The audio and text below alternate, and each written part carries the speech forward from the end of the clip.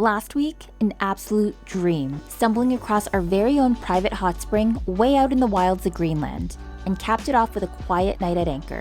In this week's episode, we're pulling back the curtain to show the realities of cruising life and navigating Greenlandic waters. From ever-changing weather to anchoring issues, getting around by sailboat has its challenges. We're dodging ice, and lots of it.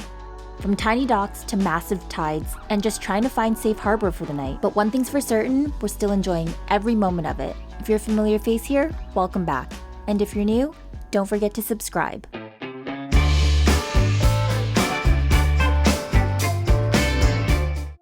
Even though it seems like the days are endless this time of year with the amount of daylight, we awoke to the thickest fog we've seen so far in Greenland. It's a bit unsettling whether we're sitting still or trying to get moving. There could be ice drifting by at any moment.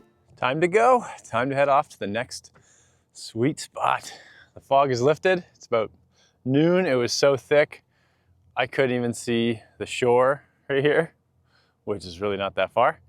And you really don't want to be traveling through these fjords and stuff with little growlers and icebergs in that thick of fog. You'd just be moving real slow. I'm sure you could get your radar on and just trust it, but I want to be able to see. Man, once it lifts, it's just unbelievable here. And I will keep saying that. So let's pick up anchor and head on.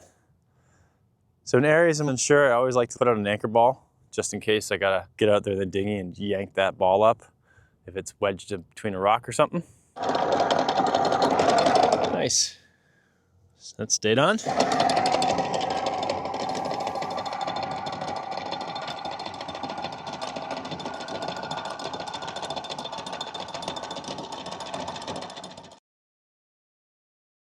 And the fog is lifting in the distance. We've got about 6 hours ahead of us today to another little town where we'll have an opportunity to get some groceries, fuel if we need it, and check out. Like, we'll get our passports stamped out there.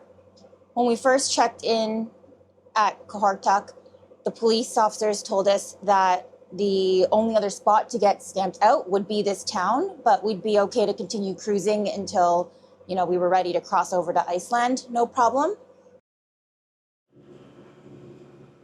What's nice is we're able to get a little later of a start in the day because we've got so many hours of daylight. Even though it's a 6-hour jaunt we're making today, we're leaving, it's after 12 o'clock now, but we're okay because we have daylight until 12 o'clock? No, 11 p.m.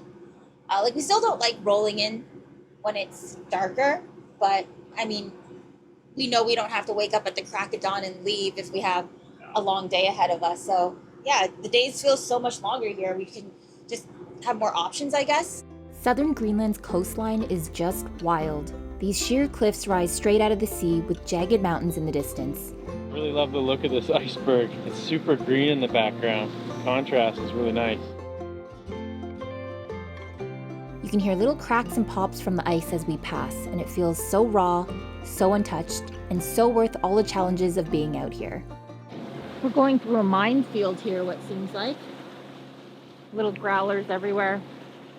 Can't take your eyes off the water around here. No, not through that section. There's so many of them, and I'm blinded in front of me. Can't see anything from the sun. We're lucky it's really calm, though, so you're not confusing them with whitecaps. Oh, yeah. They could just look like waves. Yeah, really. The smaller ones. You don't want to hit any of them. Motor's off. And we're sailing. Feels great.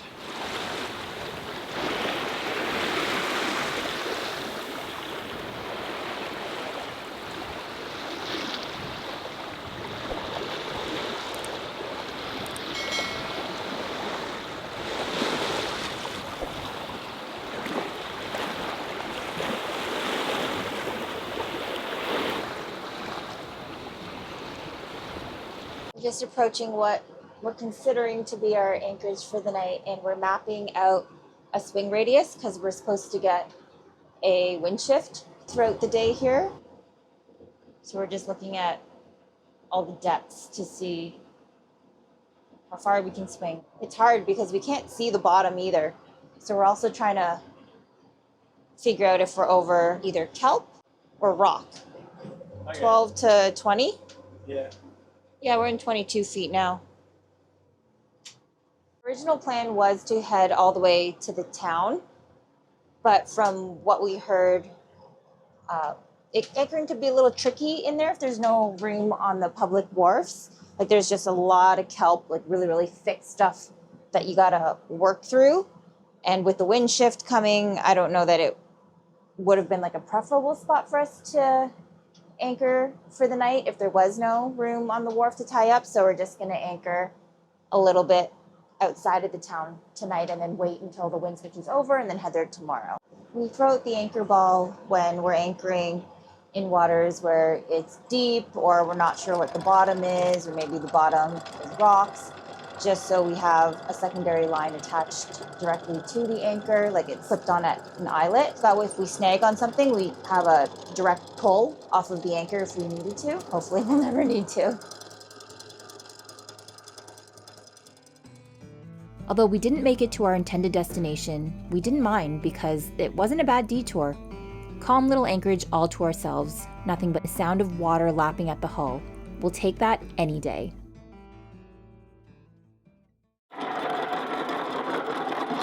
Oh my goodness.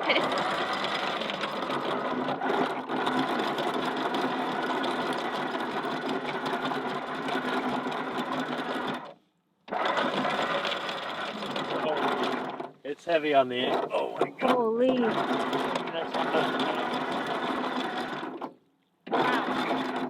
Oh my goodness. That is massive. Safe to say we're in seaweed. We're definitely in seaweed.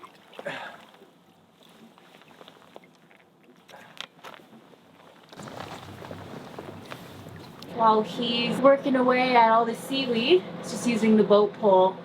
Looks like he's just scraping off what he can. I'm just slowly inching us forward so we don't drift back because it's not the biggest bay that we're in. And then also just being mindful that I can hear water spitting out because we don't want any of that seaweed to get sucked up into the engine. Going from here to here today. That must have been one of the biggest things we've ever picked up on our anchor. So we've picked up kelp, seaweed before in Scotland and Ireland, but those strands were bigger, like looser. This was a dense, thick, very thin strands of seaweed. Biggest organic thing we picked up. It weighed like 100 pounds. Yeah, that was our main concern, was just like the weight that it was putting on our windlass, right? We're free. We're on our way to Nanortalik. Yeah. You even busted out your new pants today. Yeah, today is a mild day. It's really foggy, no wind, but it's relatively warm. So I've got my Mustang Taku bibs, which are women's, and I love them because they've got like this side zipper. So you can go to the bathroom without taking them off fully. And they even have a little kangaroo pouch, which I can put, you know. Perfect little foam pocket. Yeah, like if I'm running up to the bow and I want to take a quick photo of a seal or a whale, an iceberg, and I'm scared to, I'm going to drop my phone in the water, I can put it in here. Or I can put snacks in there.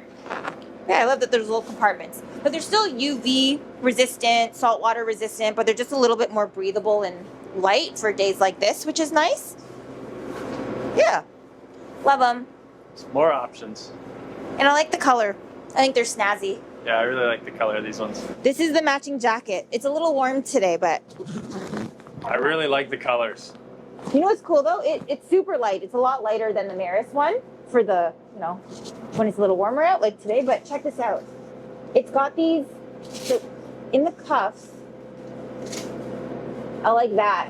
So you don't get any. Yeah, you like, can really, well, it's loose right now, but you can it's lock loose. it You in. can lock it in and Keeps the water from running down your sleeve. yeah. 'Cause I hate that wet cuffs. Ooh. You know when you get soggy like Oh, I cuffs? know. I Super know. annoying. But yeah, it's awesome. Yeah, it's just really nice stuff. But then we're not matching. I like matching with you. Yeah, these are super breathable. That's like run around town stuff, Yeah. like, in my opinion. And then these are full on offshore. It's good for doing the stuff around the boat when we're anchored or at the dock or something, I think. Not more than 3 nautical miles ahead, Nanortalik became visible in the distance.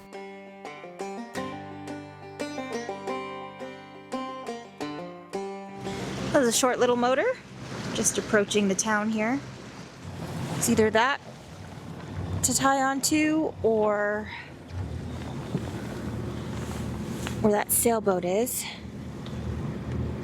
You can tie up on that wall as well. That fog looks so cool.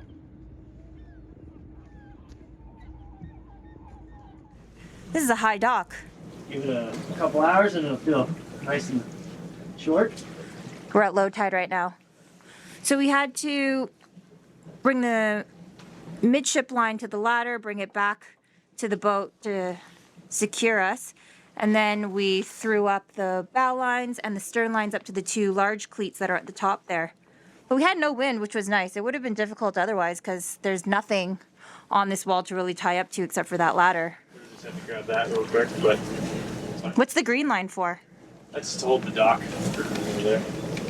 Oh, there's a little dock on that side. But we weren't going to tie up to that dock because it looks like there's passenger boat there. Nanortalik in Greenlandic means the place of the polar bears. Polar bears carried by pack ice in the sea once roamed here. Although we didn't spot any polar bears, the town did have all of the necessities that we're looking for.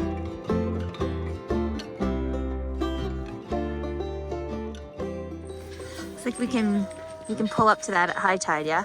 Yeah, at high tide we'll make it, but it's like 15 feet wide. But that's fine, no wind. You just tie the two lines up and fill up. But we just gotta figure out how to pay. There's a machine right And here. I guess you just, oh, you gotta put your card in. And I guess go diesel down there maybe? Yeah, there's English, so it's self-explanatory. I just don't like how you put your card in first. Why? They do that at other marinas. Yeah. Or like other fuel docks. We've done that before. Well, you just got that pump there and then that one there. It's like, Which one? I'm sure it's on that dock or road. There's numbers. That's pump 3 and 4. Oh, right. Pick the number. Oh, Come on, Travis. Right. Come on, silly pants. There it is. Heard there's laundry. It's this one here with the red door. Yeah, right here. Yeah, see, it's open 8 to 4, Monday to Friday. 20 krones per wash and dry. It's not open today, though, so we'll have to come back tomorrow. You see the machines?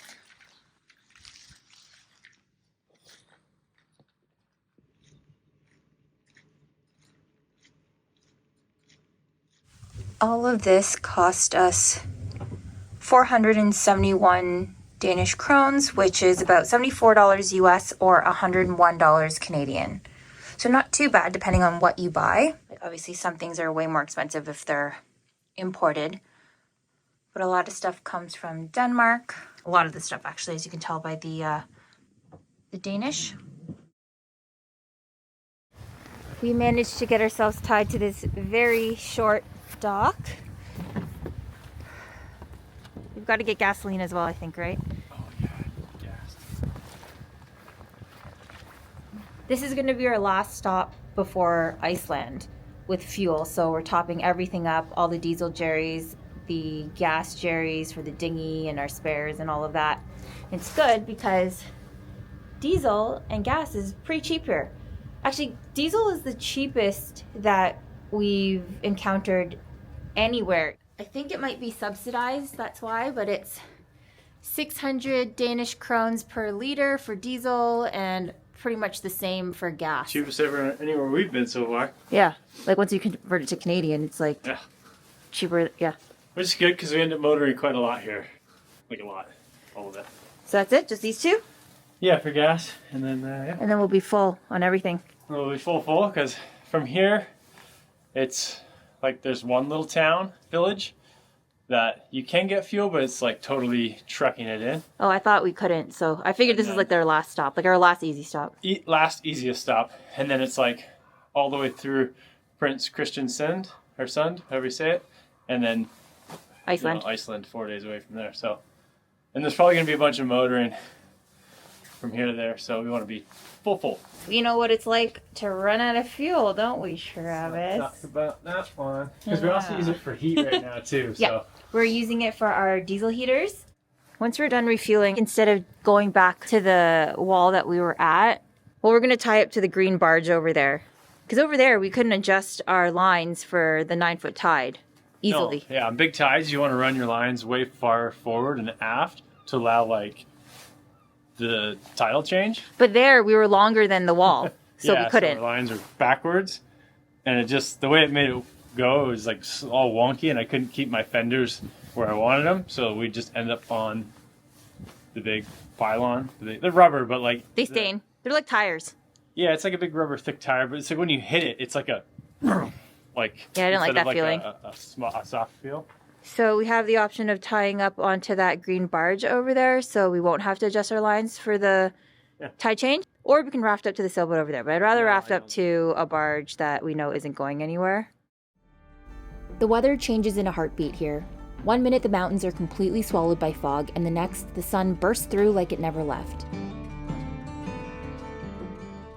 Up first thing this morning to go do some laundry before heading off today. We got 7 hours or 8 hours today, and the sun is shining. It's a beautiful day.